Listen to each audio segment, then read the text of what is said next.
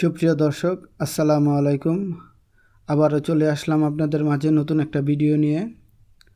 আজ আপনাদের সাথে শেয়ার করব পুকুর খনন বা মাছ চাষের উপযুক্ত পুকুর তৈরি করার নতুন মাছ চাষিদের জন্য আজকের এই ভিডিও।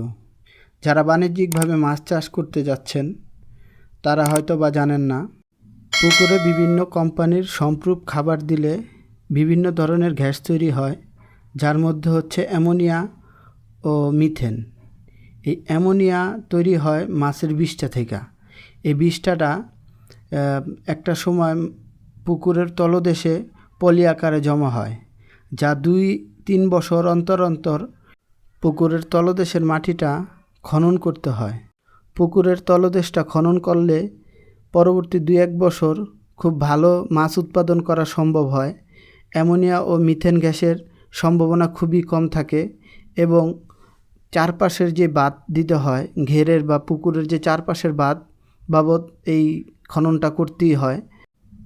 যারা পুরাতন মাছ চাষি তারা এই অ্যামোনিয়া বা মিথেন গ্যাসের ভয়াবহতা সম্পর্কে ভালো করেই জানেন।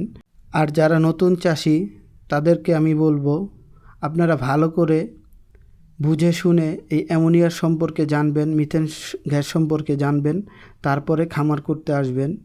একটা প্রবাদ আছে, নো ট্রেডিং নো খামার। তো আশা করি সবাই ভালো থাকবেন, সুস্থ থাকবেন, আমার চ্যানেলটি সাবস্ক্রাইব করবেন।